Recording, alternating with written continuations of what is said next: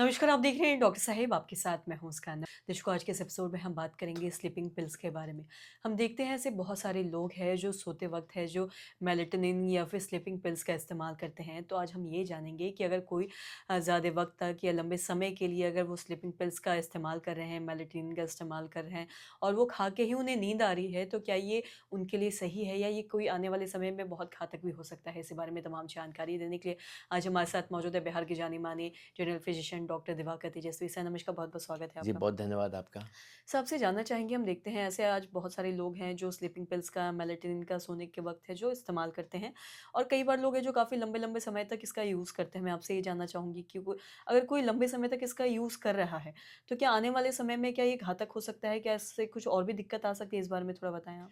जी, देखिए मेलाटोनिन और other sleeping pills में बेसिक डिफरेंस होता है। मेलाटोनिन एक नॉर्मल हार्मोन होता है, हुँ, जो सर्कैडियन रिदम कहते हैं हम लोग कि बायोलॉजिकल रिदम है, रात में हम लोग सोते हैं, दिन में जगते हैं, तो हार्मोनल चेंजेज़ होती है। रात में स्लीप के समय एक नेचुरल हार्मोन निकलता है जो स्लीप को इंड्यूस करता है, स्लीप को का मेंटेन करता है, तो उसमें मेलाटोनिन कहते हैं उसे। और मेलाटोनिन हार्मोन के रूप में भी, टैबलेट के रूप में भी अवेलेबल है। वैसे विशेष परिस्थिति के लिए जिसमें कि जैसे जो डे लाइट जिसमें चेंजेस हुए हैं, कोई अमेरिका से इंडिया आया, इंडिया से अमेरिका जा रहा है, तो वहाँ का दिन यहाँ का रात होता है, तो सर्कैडियन रिदम कुछ गड़बड़ाती है, जेट लैग जिसे कहते हैं। या कोई रात में कार्य कर रहे हैं, दिन में जगे हुए हैं, कोई ऑनलाइन काम कर रहे हैं, उस तरह में उसमें भी सर्कैडियन रिदम की गड़बड़ियाँ होती हैं। तो उसको नेचुरल करने के लिए कभी-कभी मेलाटोनिन टैबलेट के रूप में लेकर के स्लीप को नेचुरली इंड्यूस करता है और वो कुछ लोग लेते हैं और ओल्ड एज में भी वो रिलेटिवली ज़्यादा सुरक्षित माना जाता है। बहुत जगह पर यूएस में भी ओवर द काउंटर भी अवेलेबल है जिसको कि स्लीप की कुछ प्रॉब्लम कुछ समय के लिए अगर है इस तरह की जेट लैग या अन्य कारण से, तो उन लोग को ये यूज़ करके अपने स्लीप पैटर्न को रेगुलेट किया जा सकता है।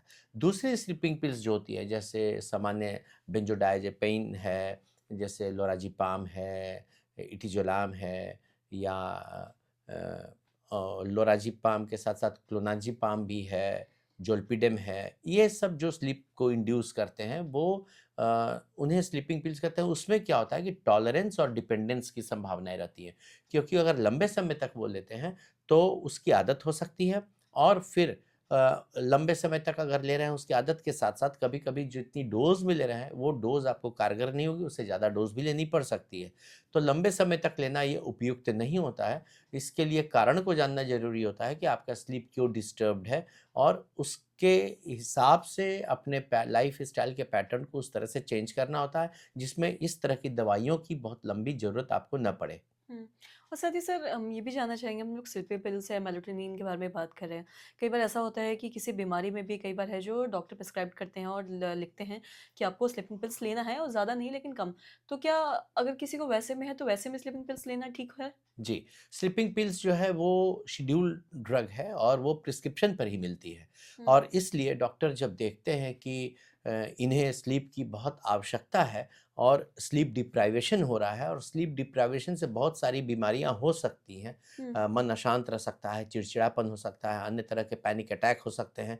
तो वैसे विशेष परिस्थिति में स्लीपिंग पिल्स को प्रिस्क्राइब भी किया जाता है और लिमिटेड समय के लिए वो चिकित्सीय देखरेख में स्लीपिंग पिल्स ले सकते हैं और फिर चिकित्सीय देखरेख में उसे एकाएक नहीं छोड़ना होता है, उसे टैपर करके धीरे-धीरे करके हटाने की कोशिश की जानी चाहिए जिससे कि उसके एकाएक विथड्रॉल से जो सिम्पटम्स हैं वो ना आएँ और ग्रेजुअल विथड्रॉल हो पाए। जी। सर, बहुत-बहुत शुक्रिया तमाम जानकारी जी, देने के लिए। बहुत तो आशा धन्यवाद करते हैं आपका। दर्शकों कि आप भी ये समझ पाए होंगे कि जैसा कि डॉक्टर साहब ने बताया है कि स्लीपिंग पिल्स का किस तरीके से इस्तेमाल करना है और स्लीपिंग पिल्स तभी आप इस्तेमाल करें जब आपको डॉक्टर प्रिस्क्राइब करे, आपको लिखे कि आपको इस चीज़ की ज़रूरत है। अपने मन से ऐसे स्लीपिंग पिल्स ना लें और ज़्यादा वक़्त के लिए अगर आप बहुत लंबे समय के लिए भी कहते हैं तो आने वाले समय में हो सकता है ये और भी किसी बीमारी का ये एक कारण भी बन सकता है और साथ ही घातक भी हो सकता है। तो इन सब चीज़ों को ध्यान रखें। तो आशा करते हैं जो तमाम जानकारी आपके लाभदायक रही। धन्यवाद।